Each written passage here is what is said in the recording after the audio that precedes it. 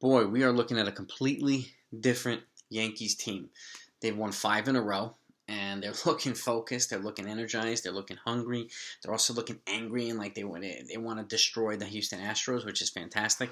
And they're staying in games. They're fighting even if they're down, and it's a completely different energy and a completely different mindset this team has right now than they had the first couple of weeks of the season. It's fantastic. They're now 16-14, 2 games over 500 after winning 5 straight.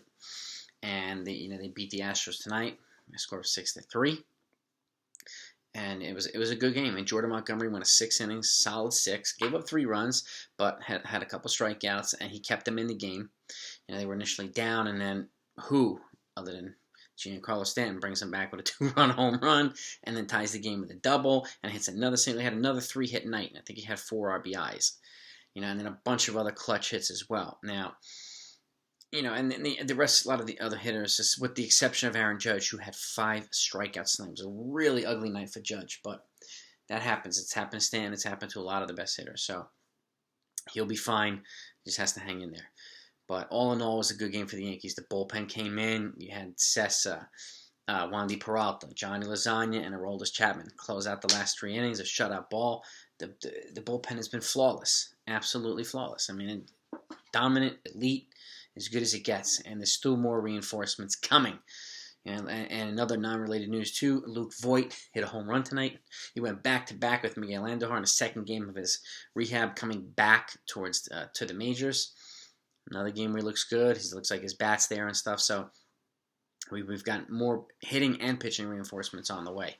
And there's a lot of depth actually in AAA right now. I mean, from Voit to Derek Dietrich to Miguel Andujar. They've got, what's his name? Chris Gittins, who I'm hoping gets an opportunity at some point.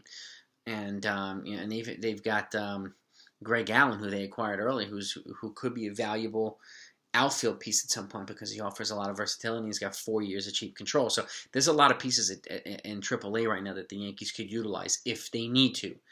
And and also Yankee moves, they did put Rougned Odor on the 10-day injured list. So I feared it was going to be like a torn meniscus or an ACL, but it looks like it was just a knee strain. So they sent him on IL, and they recalled Albert Abreu, so another young pitching arm. This guy suffered some control issues, so I'm hoping that he gets it together, but he's got a young, dynamic arm. He's another 100-mile-an-hour flame ball thrower, so, that the Yankees can utilize in the bullpen. So, and essentially another Chad Green, another Johnny Lasagna. Like I said, they've got depth in this position. So, that was the win. That was the game tonight. It was a good game for the Yankees. 5 wins in a row I'll take. And tomorrow's the final game in the season. Gerrit Cole's going to be on the hill to hopefully put us in a position to sweep. He'll be going up against Lance McCullers Jr. So it'll be a good game. It's going to be on at 1 p.m. And I can't wait to watch it. So it's going to be good. And I want to see Gerrit Cole stick it to his former team. And I really hope that he does. So he's looking fantastic this year. And I hope he continues on that trend, and hopefully in a position to maybe win the American League Cy Young Award. So that would be pretty awesome. So, and Giancarlo Stanton, I can't say enough. He had a rough couple of for opening weeks of the season. He heard the boo birds, he heard the jeers, and look at that, he's turned things around, and everybody loves him now. So, and that's the thing with him. Once he's locked in and focused, he's kind of unstoppable. He's an elite hitter. If you look at his body, if you look at his stats. He is an absolutely elite hitter. Hits the ball harder than anybody else. And he's on fire. He's going really well when he's spraying the ball, doubles and singles all over the place. Opposite field to the corners, everywhere. That's when especially when he's hitting home runs the opposite field. That's when he's locked in. And right now, he is locked in. So, all in all, a good game. And I hope the Yankees continue this trend, and after tomorrow's game, we've got the Nationals coming in, so that'll be a good series, and then after that, we've got Tampa Bay coming in, so we've got some competitive teams coming in, even though the record doesn't necessarily indicate it, but the Yankees struggled against Tampa Bay earlier this season.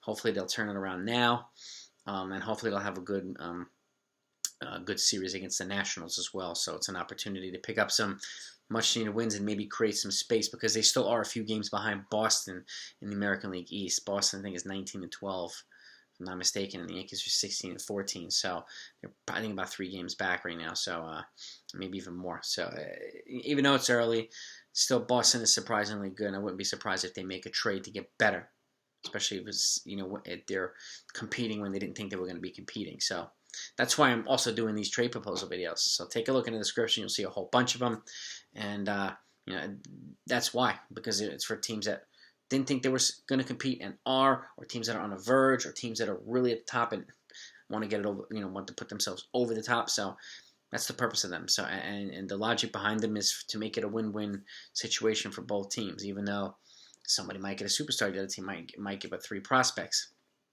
Doesn't matter. Prospects are unknown, yeah, but like in my video the other day when I proposed Johnny Loizaga to the Dodgers, Johnny Loizaga is dominant, yeah, this year. He hasn't been dominant any other years. There's no guarantee he's going to be dominant in the next 3 or 4 years, even though he's got team control, which is fantastic. So if he is, wonderful. If he's not, there's the unpredictability everywhere.